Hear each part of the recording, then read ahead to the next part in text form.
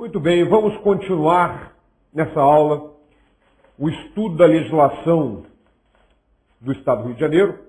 Especificamente estamos vendo o ICMS, vimos na aula passada os dispositivos constitucionais do artigo 155, parágrafo 2º, parágrafo 4º, e mesmo parágrafo 3º com relação à incidência do ICMS, dispositivos fundamentais para que a gente possa entender perfeitamente toda a legislação do ICMS. E agora, na aula de hoje, vamos entrar no estudo da Lei Complementar 87 de 96, a chamada Lei Candir.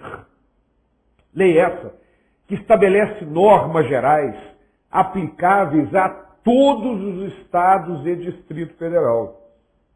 Então, ela trata de forma muito aprofundada a questão do ICMS, de tal modo que eu insisto em lhes dizer o seguinte: quem tiver entendido a parte da Constituição Federal e esta parte que vamos entrar da Lei Complementar 87, o estudo da legislação específica do Rio de Janeiro, que diz respeito ao ICMS, da Lei 2657, do regulamento do ICMS, vira uma brincadeira, são detalhezinhos a mais.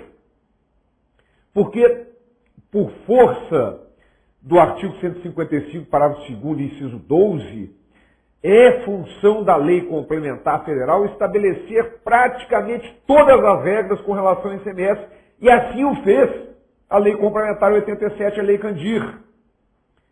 Portanto, é fundamental que vocês conheçam aprofundadamente esses detalhes a respeito da Lei Candir, da Lei Complementar 87 de 96.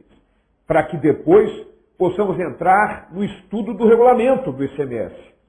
No livro 1, livro 2, todos os livros do regulamento do ICMS, nos seus 17 livros, e depois estudar os outros tributos estaduais, o processo administrativo tributário e a legislação extravagante exigida nesse concurso.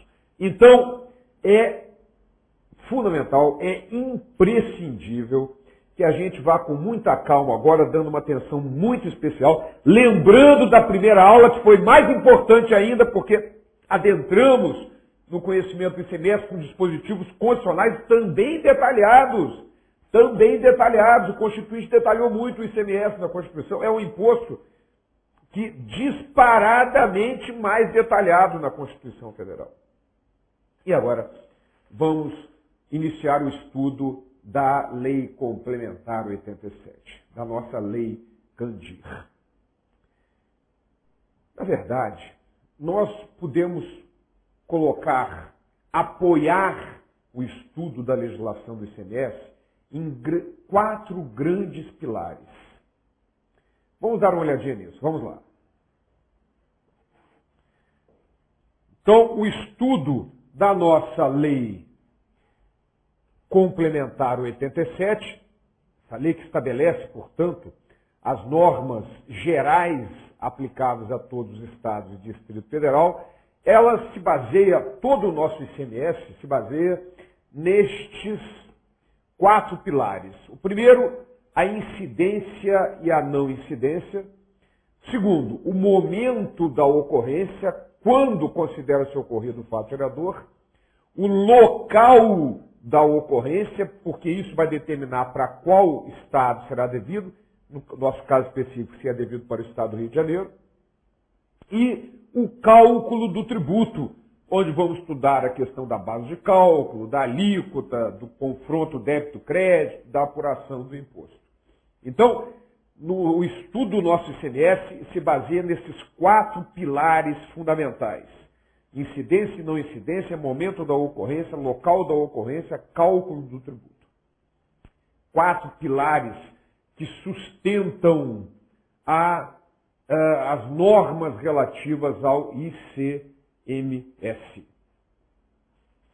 Muito bem, como eu já disse na primeira aula, todos esses slides estão no site www.professorclaudioborba.com.br em material complementar.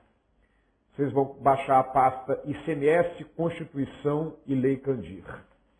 Então, repetindo, www.professorclaudioborba.com.br, em material complementar, a pasta ICMS, Constituição Federal e Lei Candir.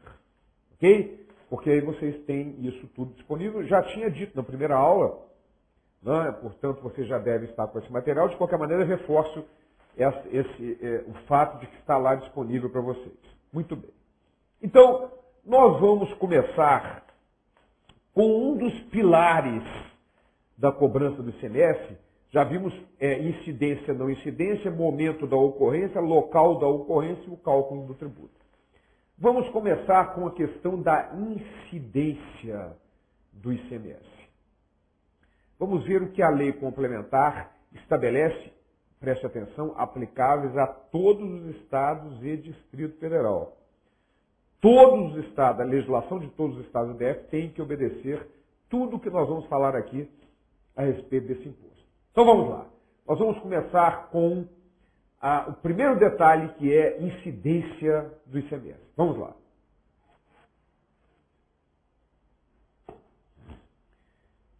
A Lei Complementar 87 e a incidência. O artigo 2º, inciso 1º da lei, traz como incidência operações relativas à circulação de mercadoria, operações relativas à circulação de mercadoria. Então, esse é um detalhe importante. Existem vários tipos de circulação de mercadoria. Circulação de fatos, circulação econômica, circulação jurídica. Vamos estudá-los. Inclusive o fornecimento de alimentação e bebidas em bares, restaurantes e estabelecimentos similares. Então, já sabemos aqui o primeiro fato gerador do ICMS. Voltando para mim, muito cuidado, que uma coisa é circular mercadoria, outro é fornecimento de alimentação em bares, bebidas, etc. Ambos são fatos geradores do ICMS, mas são distintos. São distintos. Ok? O primeiro é a circulação, o outro é o fornecimento de alimentação no próprio recinto do estabelecimento. Nós vamos ver que tem alguns nuances, algumas diferenças com relação a cálculo, alíquota, mas ambos são fatos geradores do ICMS, tanto a circulação quanto o fornecimento de alimentação, bebida, etc. Muito bem.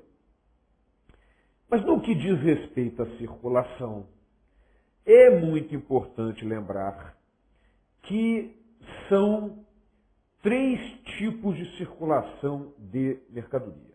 Eu vou montar um quadro agora que nós vamos colocar esses 3 tipos de circulação para que você possa entender exatamente a amplitude desse conceito de circulação de mercadoria. Vou pedir ao pessoal do estúdio que coloque um quadro branco para que eu possa desenhar esse quadro que vai facilitar muito o entendimento da questão da circulação da mercadoria. Então vamos lá.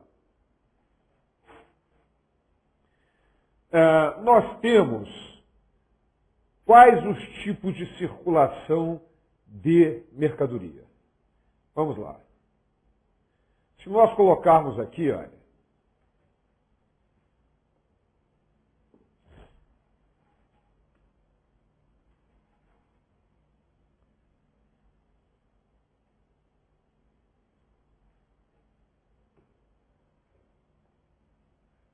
desta forma.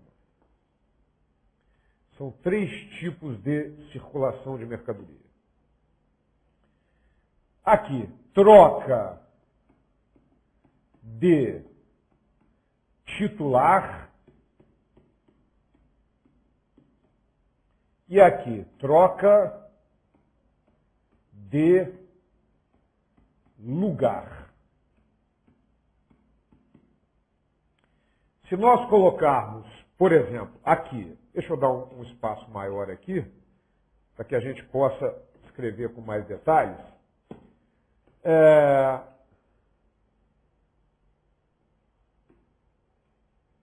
Se nós colocarmos circulação de fato,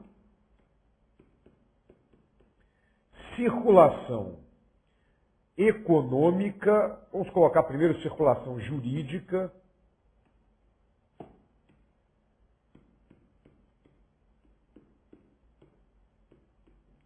e circulação econômica.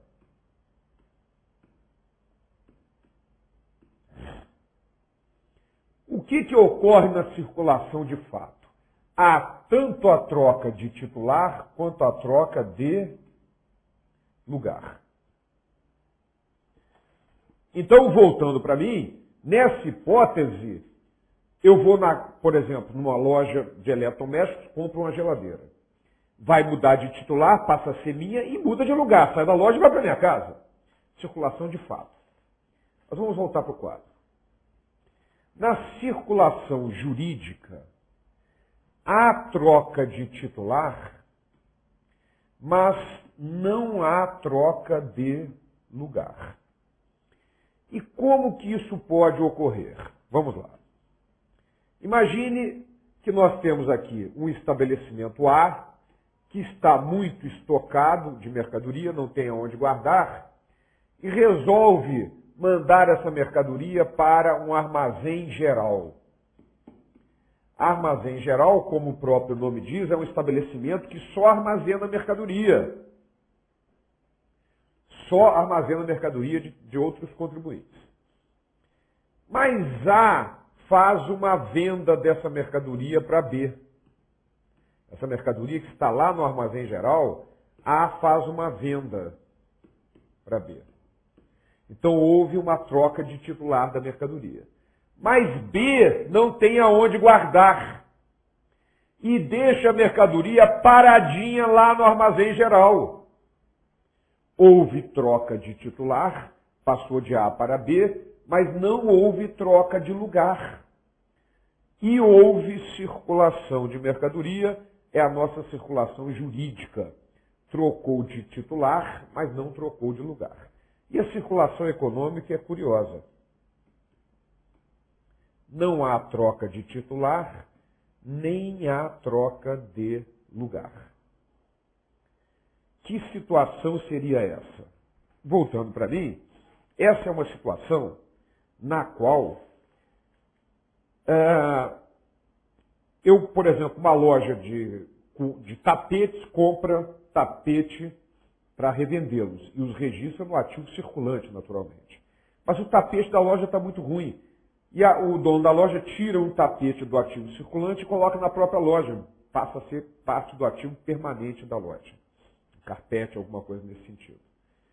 Não houve troca de titular, continua sendo a loja, e não houve troca.